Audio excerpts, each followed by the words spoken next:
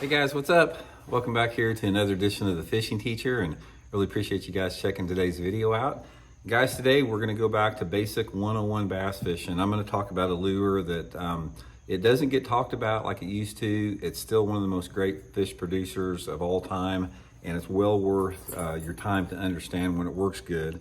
And that's the just a old school Chartreuse and white spinnerbait with willow leaf blades. This is like the most common spinnerbait in today's market, and for good reason. We're going to talk about this when you want to use it and everything.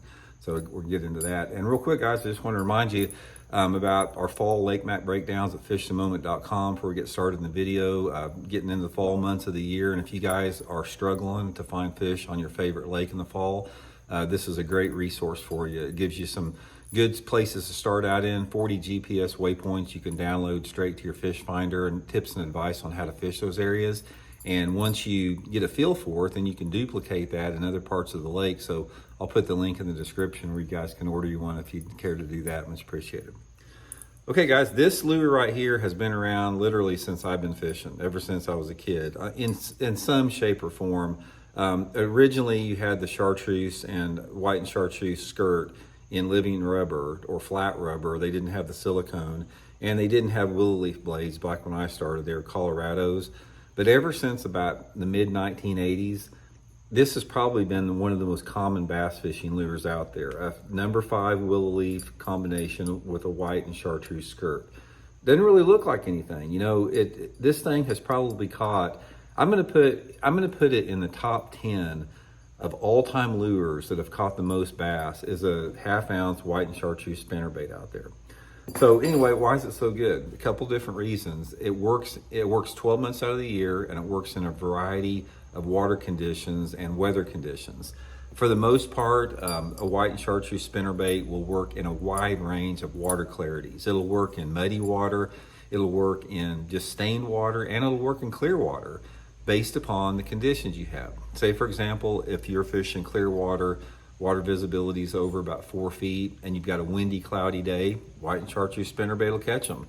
If you've got stained water, like 2 foot visibility, and you've got a partly cloudy day with just a light wind, white and Chartreuse spinnerbait will get them. And if you've got muddy water and you've got bright sun with no wind, again, the white and Chartreuse spinnerbait will catch them really good there. Pretty simple to fish. I like to fish it around anywhere I think there's a bass. If it's shallow cover, like a lay down, a stump, a boat dock, shallow grass, I'll fish it around it.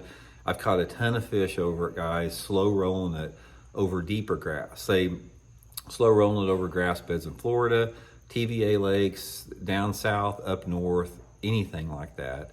And I've also caught a lot of fish, what you call waking it. And waking it is reeling it real fast where it's just about an inch under the surface where the blades bulge water. That's also a really good way to catch them, especially in the fall time of the year in clear water. And as far as there's a lot of different varieties, because this right here, you can see it's sort of a translucent white with Chartreuse. There's different levels of brightness or translucency that you can get in the white and Chartreuse. Some of them is a bright white and a bright Chartreuse. Obviously those would be good in muddy water. And the more translucent ones like I have right here would be better if it was a little bit cleaner. And normally my blade configuration, if the water is really clear, I'm using the nickel blades like this. And if you have a little bit of stain in the water, I'll have like 1 nickel and 1 gold. And I usually don't use a trailer most of the time other than the pre-spawn. If the water's in the 50s, say in March or something, I'll put a trailer on it, but most of the time I just fish it like that. But anyway, guys, don't overlook it. In today's world of 6 billion lures out there and high-tech swim baits and glide baits, 1/2 ounce white Chartreuse spinnerbait still catches them. So hope it helps. See you guys later.